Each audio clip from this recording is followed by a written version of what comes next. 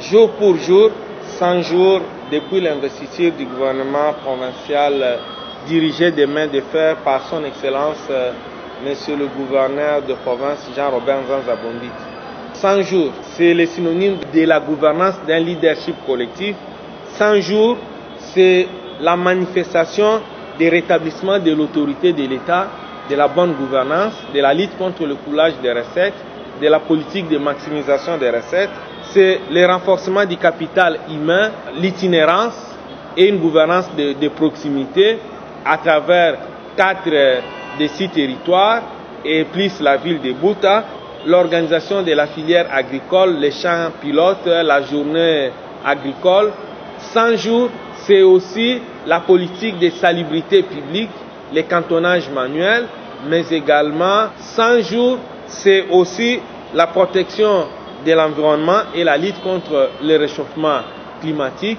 C'est aussi le désenclavement médiatique de la province du Bas-Ouélé, l'acquisition de terres sur fonds propres pour la relance de la RTNC Bouta. 100 jours, c'est l'espoir pour la population du Bas-Ouélé. C'est aussi l'accès à l'eau potable.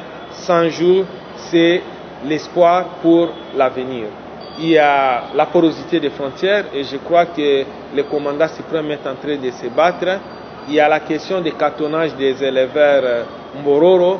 C'est aussi la question de la lutte contre la loisiveté, l'esprit de paresse, de l'attentisme.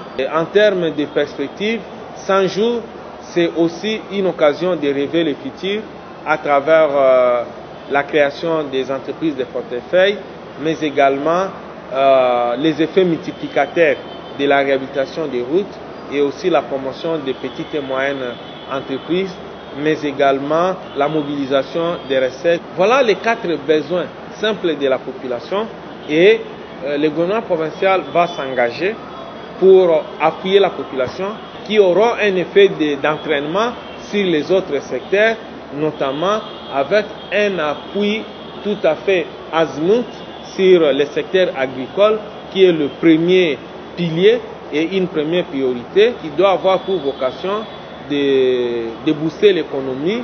Et voilà pourquoi dans un futur proche, nous aurons un laboratoire mobile, mais également le gouvernement provincial va continuer à appuyer la province aille de l'avant. Et nous étions investis à mi-parcours, déjà presque à la fin de l'exercice fiscal.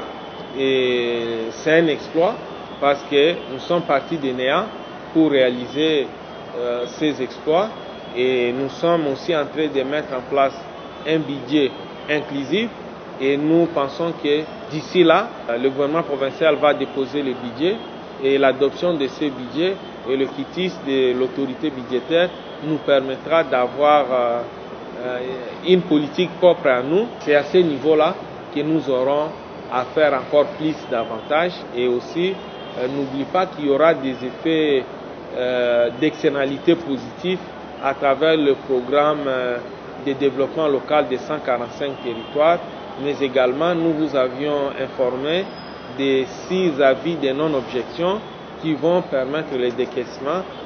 J'ai été parmi les collaborateurs qui ont y accompagné son Excellence Monsieur le gouverneur de province dans sa plus longue itinérance et nous avions aussi calibré le besoin de la population et comme nous disons, c'est une gouvernance de proximité et 100 jours, c'est aussi la suppression des barrières.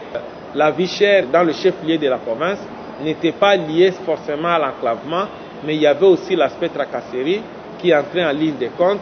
Et comme vous le savez, il y avait des balanciers naturels qu'il faudrait contrôler entre l'impératif sécuritaire, la mobilité des personnes et de leurs biens, mais également les exigences de maximisation des recettes.